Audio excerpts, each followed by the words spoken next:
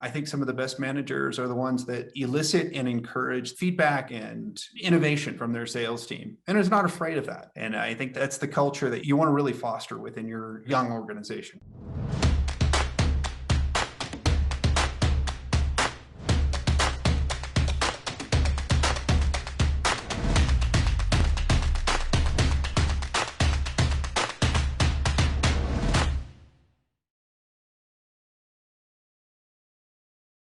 I've always had the philosophy of working for my team versus them working for me. And I think that carries over. So one of the things that I really like to do is just to make sure that whatever obstacle might be in their way, internal or external, right? You want to kind of remove those boundaries. You want to remove those barriers, and then at the end of the day, the philosophy centers around really trust. It's a trust of your team, trust that they're going to execute. And when you have that, you find that they will they take their own initiative, their own sense of, I guess, ownership of their business and what they do. And they bring great ideas to the table. And if you can foster that type of development and creativity and culture, then yeah, you're off on the right start. And then the rest of it is, like I said, just removing their obstacles and letting them run.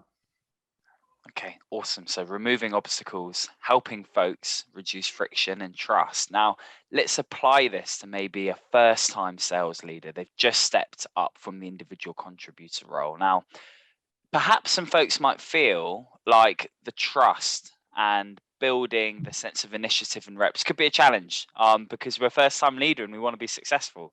Maybe we're not super confident in our abilities yet. So interested to learn more about your journey towards maturity there and how folks can have trust in the the trust, as it were, of their team.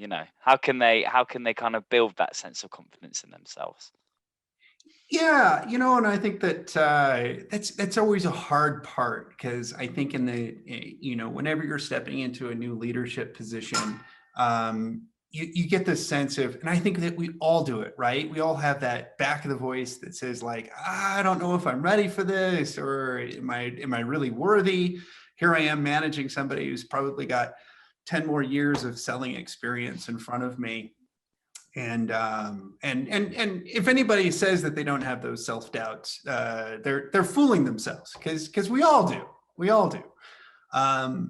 But I think the important thing is, I think as a sales leader, is to continue to one, I think you be honest with your team, you be straightforward. I think one of the key things that I do, especially when taking over a new team or stepping into a new role, is and this applies to, I think, anybody who's first time into a leadership position. Set your expectations. Think about what you expect from your sales team. And you can take that from your own personal experience, because obviously you've had successes as a salesperson if you're given that chance to be a sales leader. So start to think about your expectations, document those, put those out there to your team to say, hey, here are the ground rules. And then it gives you the license to say, I don't know everything, and I'm looking for you and your expertise in your role to kind of get to where we want to go. But here's what I'm expecting from you. Here's what you can expect from me. And it just starts everything off on the right foot. Okay. So sometimes this can be a two-way process, Brent. Sure. I mean, I think it's a relationship, right? Between a salesperson and manager, and there's a back and forth. And I think some of the best managers are the ones that elicit and encourage that kind of feedback and innovation, from their sales team, and is not afraid of that. And I think that's the culture that you want to really foster within your young organization. Okay. That's great. And since we're speaking about culture so much, it does lead me to say, you know, reps, individual contributors, as long as they generate revenue, it's fine, right? So it leads me to ask, why is culture so important? And specifically, why is it so important at an early stage company? I know we mentioned earlier the creativity and initiative, but let's open that up a bit more to think more broadly, I suppose, or more deeply. Yeah, I think this is one of those things where if you're a founder of a new company, or you're a sales leader stepping into a startup situation, one of the most important things that you can do is establish the right culture, the right type of mix of people in your organization from the very start. Because I will say this, for a startup company, I've seen your decisions and what you kind of put into place have compounding effects, as you grow, especially as you get into like the hyper growth kind of stage. Those types of things, the culture that you set early is going to take that life of its own. And so you really want to be careful about kind of making sure that everything kind of moves on the right foot. So one of the pitfalls that I think kind of stand out to me, and something that I really encourage is, I know in like the bigger organizations, when you work at like one of the classic examples is probably like Oracle, where it's highly competitive against reps. There's I know sales leaders that have put leaderboards up on the wall, and rank people and such. And I'm not a fan of that. I think that rather than the competition, now we're salespeople, we're all competitive. We all want to win. But one of the things that you really want to do, especially early on, is you want to foster that team approach, sort of team collaboration. So what you have are reps talking to each other, trading ideas back and forth. And so that you want to foster, this type of environment. And then the other part of that too is early on, you don't want to dictate your sales cycle or your cycle process too much, right? You want to kind of give your ground rules and your boundaries. But as I mentioned before, you kind of want your sales team to start to run. And so when they start to experiment and bring ideas to the table, that's when you start to find that innovation. And I equate it to if you're familiar with like the agile engineering process, right? It's the constant innovate feedback, right? So that's the kind of mentality that you want in your sales team. And that doesn't happen if people are confined to a certain approach or a certain framework of sales. Those are great guidelines, but you want your team to kind of experiment and try to stretch some ideas, because then you're going to get that innovation back. You can see if it's successful and then pull that back into the rest of the team if it is. So there's this constant experimentation and innovation, and that comes from your culture. That comes from giving people the flexibility to take risks, because at the end of the day, a startup is all about risk. Yes, and that point is very intriguing. Because, correct me if I'm wrong, but the way I see things is somewhat of a predicament, like an interesting predicament, because early stage, it's full of risk, like you said, like only 1% or so make it to their million in ARR. And yet we do have to be creative, but we also have these very aggressive targets to hit, and each rep has a huge impact on whether they win or fail, because there aren't very many of them.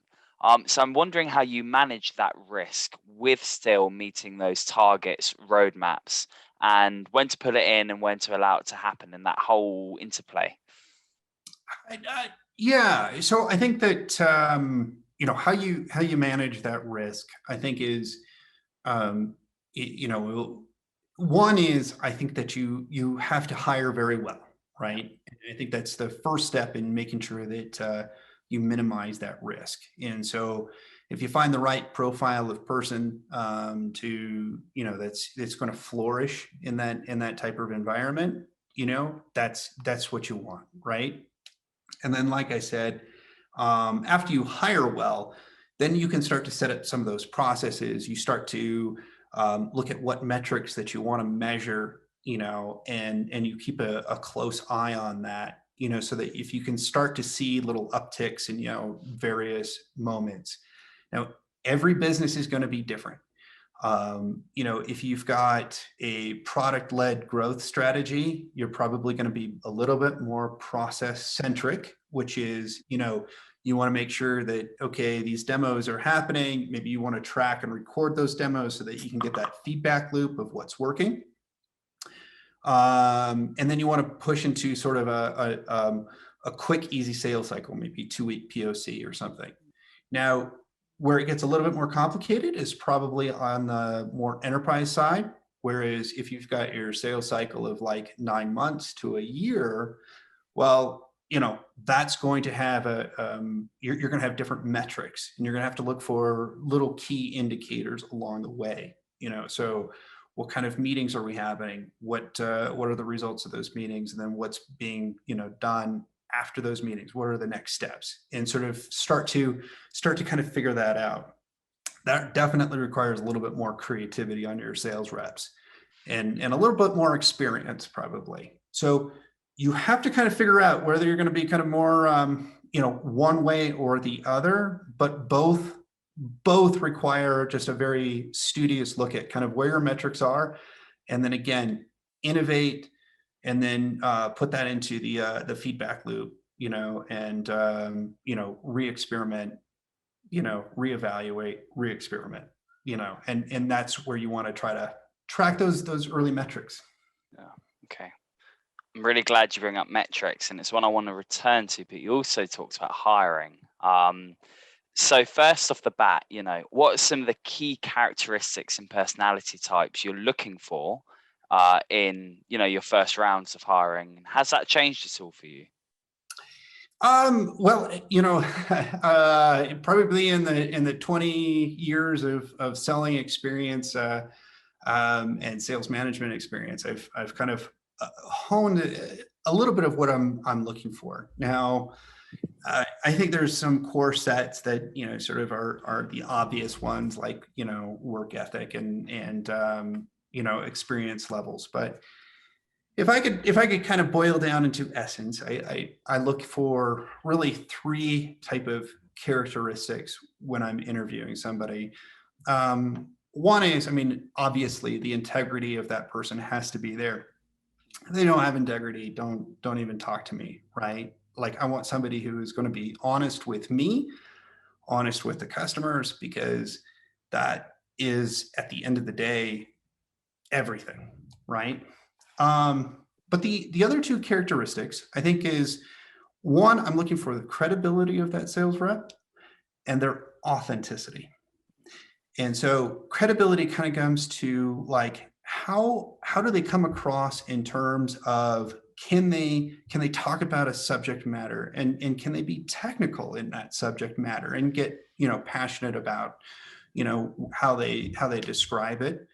But their authenticity really comes down to, are they themselves, right? Can you see their personality come through as they're talking to you?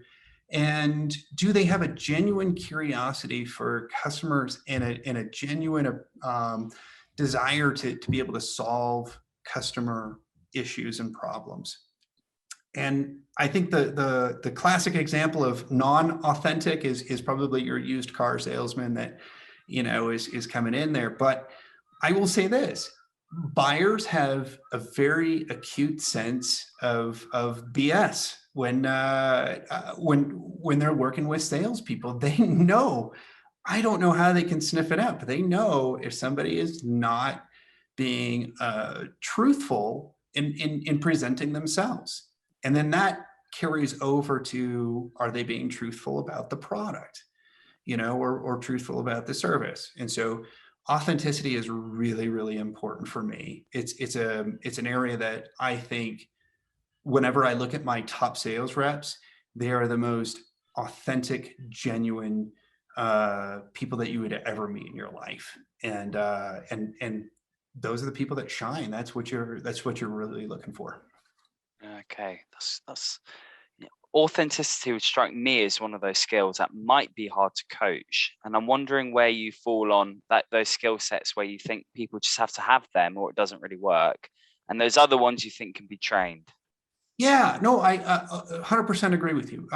Your credibility can obviously be developed, and you can coach people to and teach people, about your product, about your industry, and but you're right, authenticity can't. It's part of your nature if you can just be authentic with individuals that you just meet, and that's sometimes hard to do for people. But I've hired many times.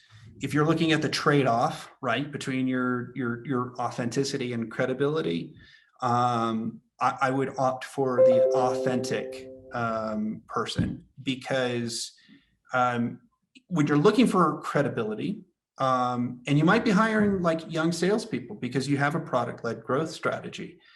At that point, you're looking for not credibility maybe within the industry or with a product, but you're looking for, again, their capability to learn quickly. Can they demonstrate a credibility for another subject area? If they are, really big into, camping and backpacking, can you ask them questions about that subject area, their expertise in something that maybe they're passionate about? And can they explain that well, to come across as a credible expert in whatever they're interested in? Because if you find that person, you can always teach them, your own product. There's tricks to look for that subject or that criteria, without necessarily being in your industry or having experience with your product. Yeah.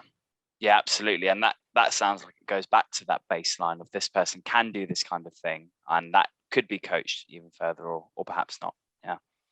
Nice. Um, One of the things I'm wondering here then, Brent, we spoke about the internal importance of the type of cultures you've mentioned and those characteristics. And you've also touched on the external, how that affects the buyer. So how far do you develop cultures and nurture reps, with the customer in mind and what the market will think of us as a business and as a product, or as the business itself and how that's going to change how it grows? No, that's an interesting idea, and sort of an interesting way to think about it as to what is customer centric versus what is internal centric. And I don't know if I've ever really thought about those two being separate, because at the end of the day, I think that people are people, right? And the person who gets along internally, who's going to be a great person to work with, is also going to be a great person for that customer to work with, right? I mean, if you think about sales, the best salespeople become partners to their customers, and are there to help, to assist, to provide insights. And so, but the same skill set works internally as well. So I don't know if I've ever actually thought about it as being separate. I look for the same skill set because they're both transferable. Yeah. Yeah, I absolutely agree. When I think about the folks I know, so they're actually never very different on an internal or external meeting. Um, so yeah, I'm very much on board with that. Yeah. Yeah. Yeah. Maybe internally they're a little bit more blunt, but you gotta be able to turn on the tact when you can. That's true as well. That's true as well. Yeah. Okay. So final question for you then, Brent.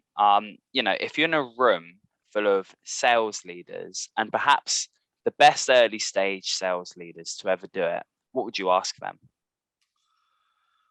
Oh, that's a great question.